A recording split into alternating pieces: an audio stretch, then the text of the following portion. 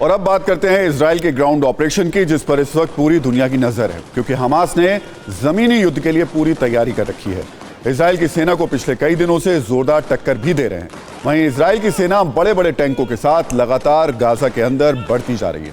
बताया जा रहा है कि 5 किलोमीटर तक इजराइल की सेना गाजा में घुस चुकी है। कई जगहों पर इजरायली सेना और हमास के लड़ाकों के बीच आमने सामने की टक्कर भी हुई है, जिसके वीडियो सबूत आपको हम दिखा देते हैं।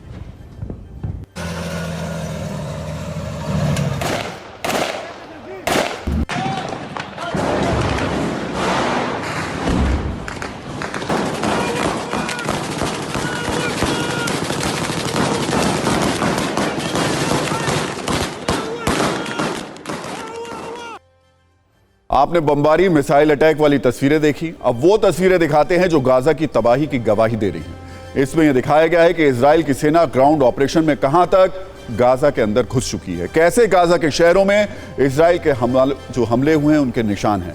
इजराइल की टैंक शक्ति के प्रमाण है। हमले के बाद दर्जनों गड्ढे दिखाई दे रहे हैं। इन तस्वीरों में दिख रहा है कि कैसे इजरायली सेना 3 तरफ से गाजा में दाखिल हुई है।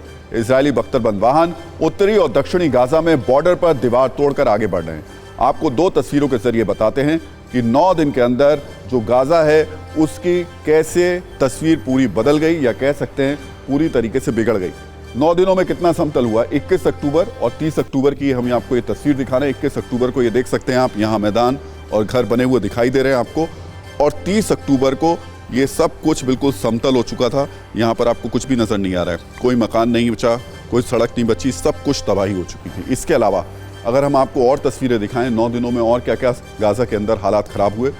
21 अक्टूबर को हम आपको जो तस्वीर दिखा रहे हैं उसमें मकान थे और देखिए बिल्डिंग्स थी यहाँ पर मौजूद थी। ये बिल्डिंग यहाँ पर दिखाई दे रही है।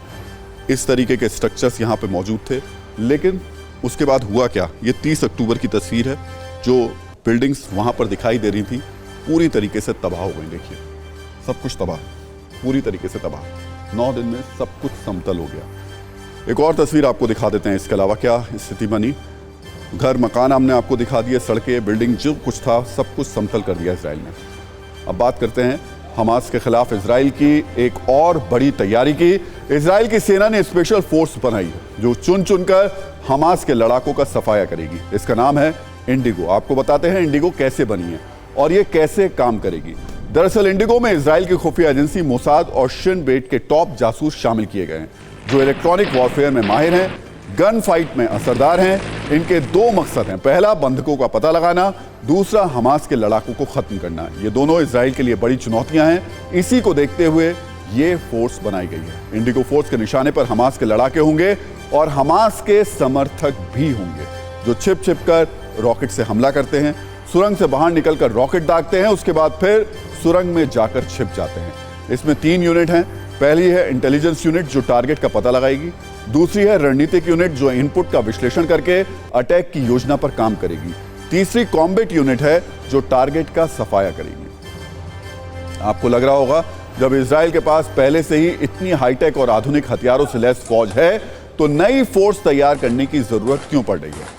यह भी लग रहा होगा कि जब अमेरिका, ब्रिटेन जैसे देश इजराइल को हथियार से लेकर युद्धपोत तक की मदद कर रहे हैं तो हमास से लड़ने के लिए स्पेशल रणनीति की जरूरत क्यों। दरअसल हमास ने 2 मोर्चों पर इजराइल को कड़ी चुनौती दी है। एक है गाजा पट्टी जिसकी अलग अलग तस्वीरें हमने आपको दिखाई, और दूसरा है वेस्ट बैंक जहां जेनिन और तुबाश शहर में हमास के कई ठिकाने हैं। वेस्ट बैंक में आमने सामने की लड़ाई वाले 2 अब आपको वीडियो दिखा देते हैं।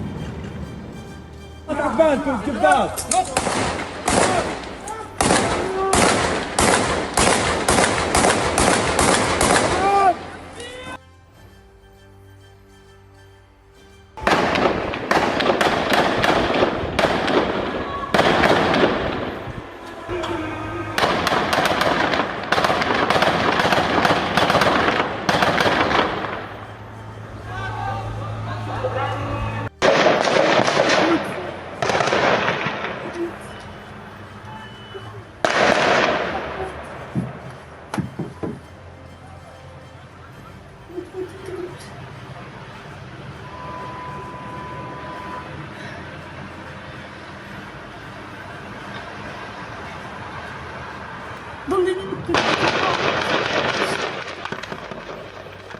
इसके अलावा इजराइल ने हमास के ठिकानों को एक्सपोज करते हुए वीडियो भी जारी की हैं, जिसमें सुरंग में हमास के कई लड़ाके दिखाई दे रहे हैं।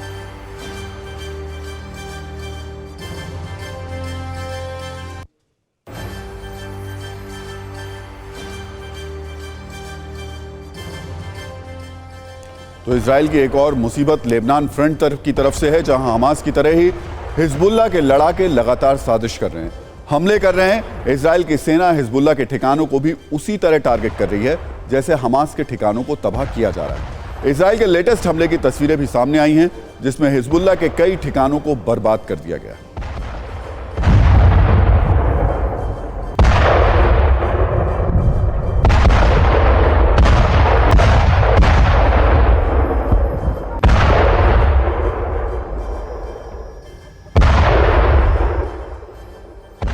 और दक्षिण इजराइल से मेरे सहयोगी मनीष झा इस वक्त मौजूद हैं। मनीष, अभी तक की लड़ाई में अभी हम पूरा अगर आकलन करके देखें, किसका पलड़ा आपको भारी दिखाई दे रहा है? वैसे आप देखेंगे तो कहेंगे इजराइल का ही है, लेकिन क्या हम कह सकते हैं कि बहुत मजबूत स्थिति में है इजराइल अभी? देखिए राहुल जी, अगर मैं दो बात कहूं तो बहुत साफ मुझे दिख रहा है। 7 अक्टूबर को हमने देखा था कि हमास के लड़ाके हथियार लेकर किस तरह से इजराइल में एक एक घर घुस रहे थे और निर्दोष लोगों को मार रहे थे। अब बारी आईडीएफ की है, तो आईडीएफ गाजा पट्टी के अंदर हमास के घरों में, हमास के सुरंगों में, हमास के ठिकानों में घुस रही है और चुन चुनकर हमास के लड़ाकों को मार रही है। दूसरी बात यह है कि हमास और आईडीएफ का जो सबसे बड़ा फ़र्क है, आईडीएफ को हमास का सफाया भी करना है, लेकिन अपनी कैजुअलिटी को भी बचा के रखना है, यानी कि वो कम से कम संख्या में आईडीएफ के लोग मारे जाएं। जबकि हमास के साथ ये बंधन नहीं है। हमास को बस इंतजार करना है, मौका मिलते ही आईडीएफ पर हमला करना है। खुद मारे गए तो कोई फ़र्क नहीं पड़ता, क्योंकि वो मरने के लिए तैयार है। तो बस ये फ़र्क है, और इसी वजह से देखिए कि आईडीएफ के सैनिकों के मारे जाने की संख्या महज 11 है, लेकिन इजराइल की सरकार पर बहुत दबाव है। वहीं दूसरी तरफ 11,000 हमले करने के बाद निश्चित तौर पर सैकड़ों की संख्या में हमास के एक्टिव जो लड़ाके हैं वो मारे गए हैं, और फिर संख्या तो बहुत ज़्यादा सिविलियन की है ही। तो यही अभी की स्थिति है ग्राउंड पर यहाँ पर। बहुत बहुत शुक्रिया मनीष, ये जानकारी देने के लिए।